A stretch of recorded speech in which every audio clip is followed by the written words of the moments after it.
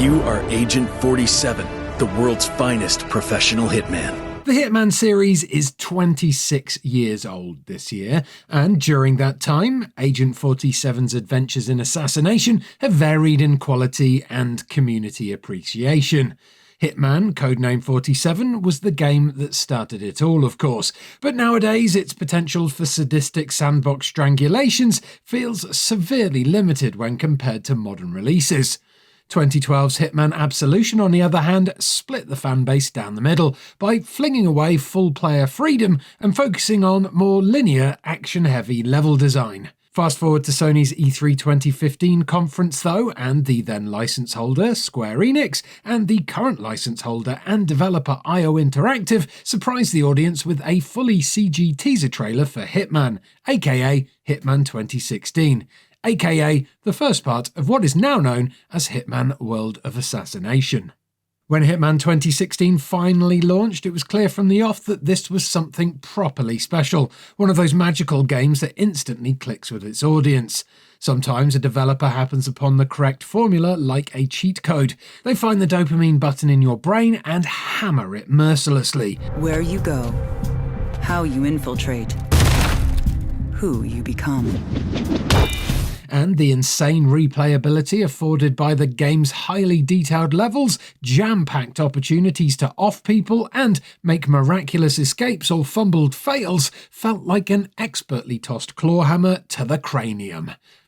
In a good way, of course, because it was bloody awesome. It wasn't all plain sailing, obviously. When you look at the journey IO Interactive has taken here, it's actually sort of wild. Hitman was the first game that had that forward-thinking but messily complicated episodic release structure, which definitely kneecapped its sales performance at the start, mainly due to audiences not understanding how it all worked. As a Square Enix subsidiary, Hitman 2016's performance was apparently too soft amidst a general vibe of a retreat from the West at the publisher, so in a rare instance of corporate kindness, IO and Hitman were sold into independence rather than closed or flogged to a culture-destroying third party.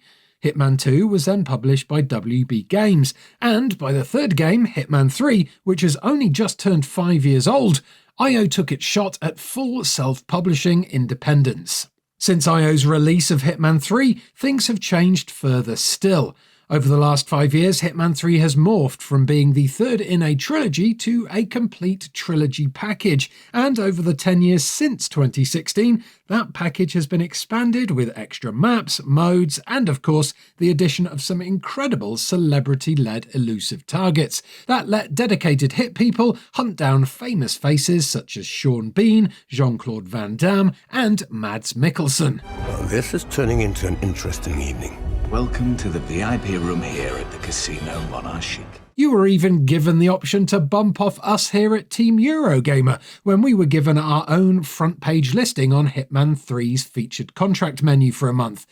We featured in a collection of custom-made contracts in which players had to find and kill Aoife, Zoe and I across 5 Easter egg-packed missions. Pretty damn awesome.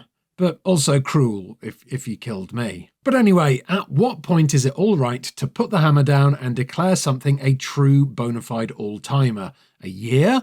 5? 10? Who knows? Maybe it's all relative. Some games like Super Mario 64 are blatant all-timers from the day they come out. Breath of the Wild 2, probably, and The Last of Us, and Red Dead.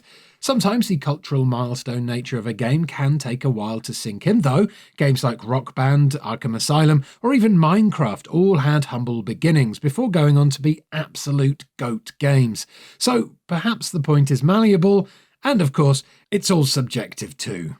Considering Hitman World of Assassination is now 10, and the game that finally completed the full package has turned 5, it feels like the Earth has revolved around the sun enough times for us to have clarity and hindsight to realise that Hitman World of Assassination is an all-timer that absolutely should appear on any list of the greatest video games of all time.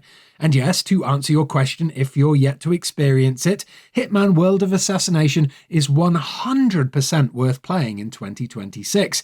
In fact, there's probably no better time in the history of Hitman to don 47's signature red tie and step into this incredible collection of stellar sandboxes that IO Interactive has built.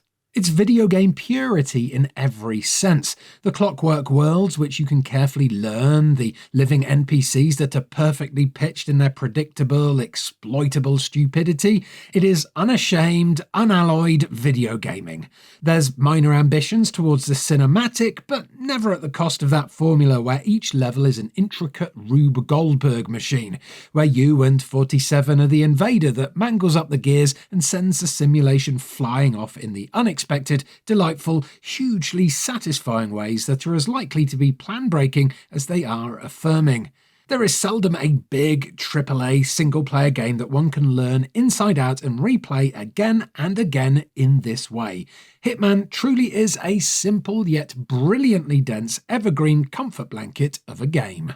And the best thing of all is that it just keeps getting better. Freelancer mode, introduced back in 2023, is a revelation of replayability, and those elusive targets still keep coming, along with a raft of celebrity appearances that don't just drop a new NPC and a bit of voiceover into existing maps, but fully convert and adapt them with new visuals, mechanics, and more. The best elusive targets feel like you're playing properly messed up mods, like someone has hacked the game, and these days, they all feel like that. Good afternoon, 47. Your target is Hollywood legend and infamous loose cannon, Gary Busey. All of this then is also a testament to independence.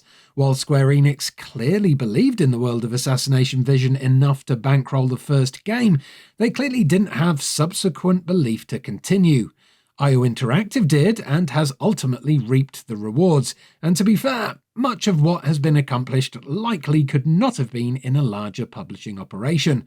The way Hitman 3 has morphed into a hub for content from all three games, for instance, and the way it continues to deliver free content 5 years after release, feels like the sort of forward-thinking generosity only an independent studio could manage.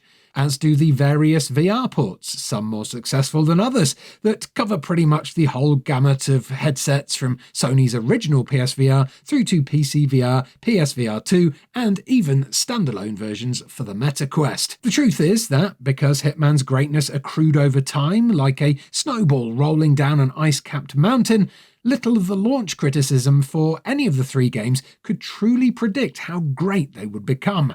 That's what hindsight is for, though. 10 years of hindsight tells us that this, Hitman World of Assassination, is indeed an all-timer. Excellent work, 47. Welcome to a world of assassination.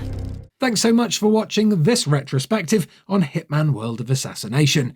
If you enjoyed it, please do give it a like, subscribe to Eurogamer for almost daily videos about video games, and let us know your favourite World of Assassination levels in the comments below. Mine is, without a doubt, the Berlin set club level. Shout out to the man that dances in his pants in particular. Goodbye, 47.